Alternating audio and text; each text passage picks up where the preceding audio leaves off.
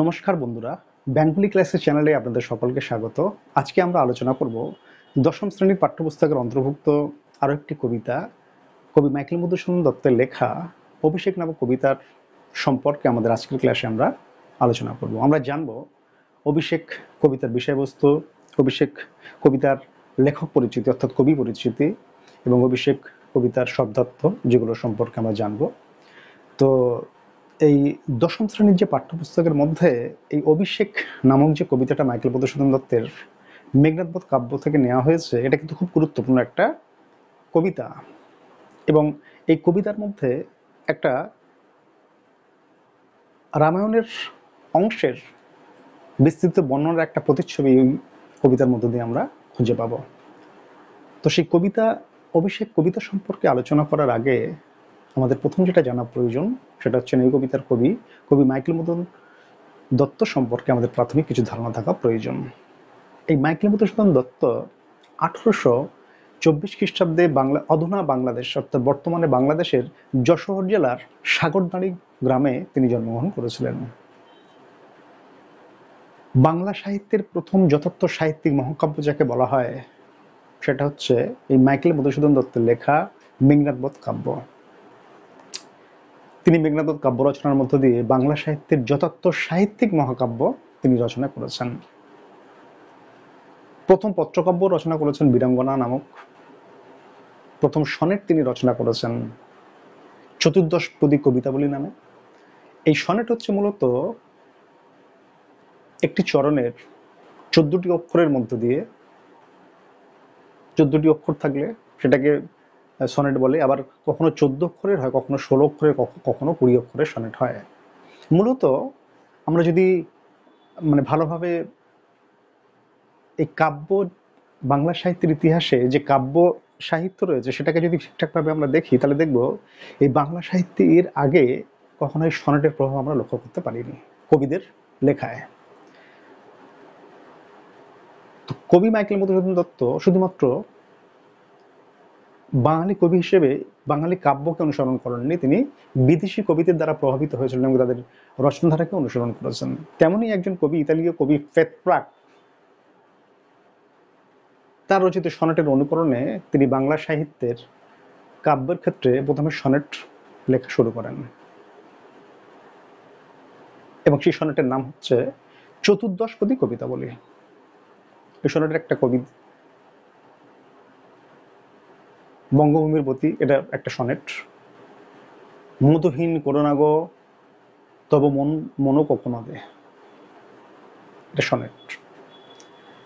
আর কি বলছে, এই অমিত্রাক্ষর ছন্দ বাংলা সাহিত্যে প্রথম অন্তমিলহীন। আমরা সাধারণত কবিতার যে ছন্দ প্রয়োগ করি বা ছন্দ দেখি, সেখানে সাধারণত একটা সুন্দর একটা তার কতগুলো অন্তমিল থাকে, কিন্তু মধুসূদনের প্রথমেই তার কাব্যে এই অমিত্রাক্ষর ছন্দ অর্থাৎ অন্তমিলহীন কবিতার অনুসরণ তিনি করেন এবং এটা প্রতি ক্ষেত্রে দেখা যায়। তার প্রথম অমিত্রাক্ষর ছন্দের প্রয়োগ ঘটে পদ্মাবতী নাটকে,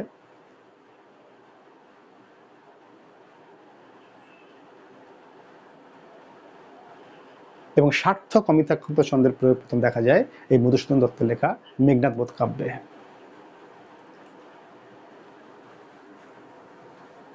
আর নাটক রচনার ক্ষেত্রে যদি বলি আমরা, তিনি বেলগাছি নাট্যশালায় একটি নাটক দেখে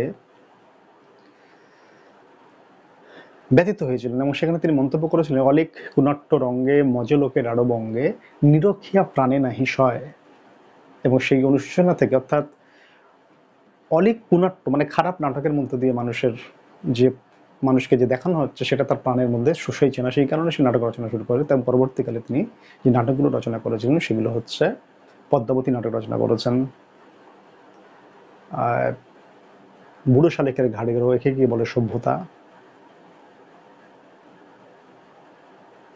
অন্যান্য গুরুত্বপূর্ণ নাটক।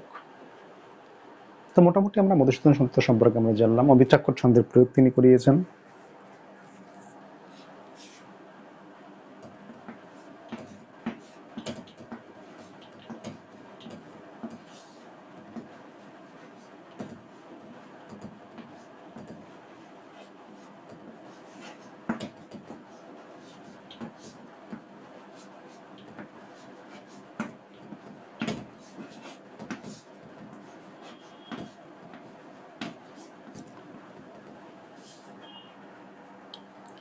প্রয়োগ ঘটেছে প্রথম পদ্মাবতী নাটকে তিনি অমৃতা শব্দের প্রয়োগ ঘটিয়েছেন।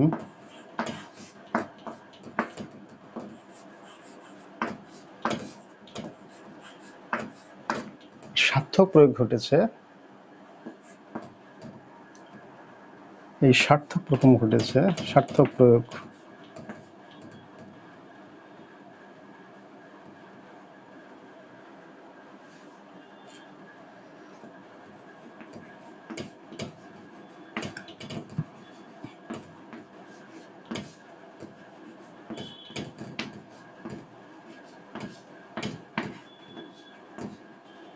ঘটেছে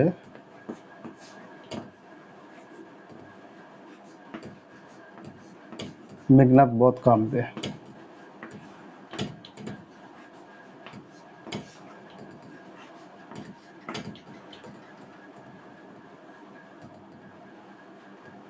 সার্থক প্রয়োগ ঘটেছে মেঘনাদ বধ কাব্যে।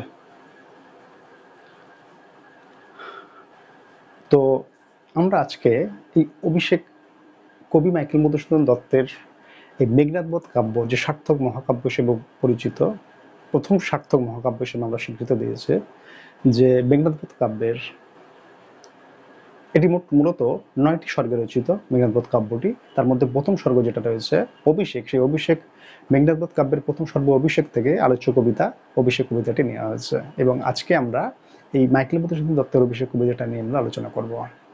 তো এরপর আমরা শুরু করব অভিষেক কবিতার বিষয়বস্তু সম্পর্কে।